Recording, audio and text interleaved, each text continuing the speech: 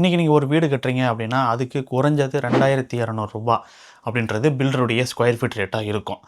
அப்போ 1000 ஸ்கொயர் ஃபீட்டில் நீங்கள் வீடு கட்டுறீங்க அப்படின்னா 22 லட்சம் தான் செலவாகுமா, அதுக்குள்ளே வீடு ஃபுல்லாக முடிஞ்சிருமா அப்படின்னு கேட்டிங்கன்னா அதான் கிடையாது. இப்போ ஸ்கொயர் ஃபீட் ரேட்டில் உங்களுக்கு வீடு கட்டி கொடுத்துருவாங்க. அதில் எக்ஸ்ட்ரா சார்ஜஸ்ன்னு சில விஷயங்களுக்கு சொல்லுவாங்க. அதில் முக்கியமான விஷயம் செப்டிக் டேங்க்கு, சம்பு, அது மட்டும் இல்லாமல் வீட்டுடைய எலிவேஷன், காம்பவுண்ட் வால் வருது அப்படின்னா காம்பவுண்ட் வால், அது போக மெயின் கேட்டு, இதை தவிர மாடியில் கூல் ரூஃப் டைல் போடுறது இல்லை வெதரிங் கோர்ஸ் பண்ணுறது இது எக்ஸ்ட்ரா. அதோட ஓவர் ஹெட் டேங்க் அப்படின்றது அது பிவிசியில் வச்சாலும் எக்ஸ்ட்ரா தான், கான்கிரீட்டில் இல்லை சிவில் ஒர்க்கில் பண்ணாலும் எக்ஸ்ட்ரா தான். இது மட்டும் இல்லாமல் பேஸ்மெண்ட்டுடைய ஹைட் அவங்க 3 அடி சொல்லியிருப்பாங்க. அதுக்கு மேற்கொண்டு நீங்கள் 4 அடி 5 அடின்னு போகும்போது அதுக்கான காஸ்ட் எக்ஸ்ட்ரா வரும். அது மட்டும் இல்லாமல் படிக்கூண்டுடைய காஸ்ட், இப்போ படிக்கட்டு ஏரியா போடுறோம், அதோட படிக்கூண்டு மேலே ஃபஸ்ட் ஃப்ளோரில் தான் வர மாதிரி இருக்கும்.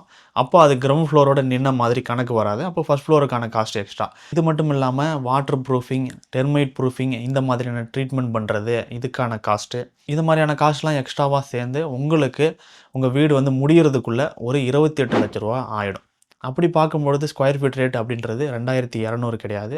ஓவராலாக ஒரு 1000 ஸ்கொயர் ஃபீட் வீடு கட்ட ரூ. 2800 கிட்ட ஆகிடும். ஆக நீங்கள் வீடு கட்டும் பொழுது இந்த மாதிரியான எக்ஸ்ட்ராஸ் வந்து எந்த அளவுக்கு ஆகுது, என்னென்ன விஷயங்களுக்கு எக்ஸ்ட்ரா சொல்கிறாங்க அப்படின்றத டீட்டெயிலாக கேட்டு தெரிஞ்சுக்கிட்டு முடிவு பண்ணுறது நல்லது.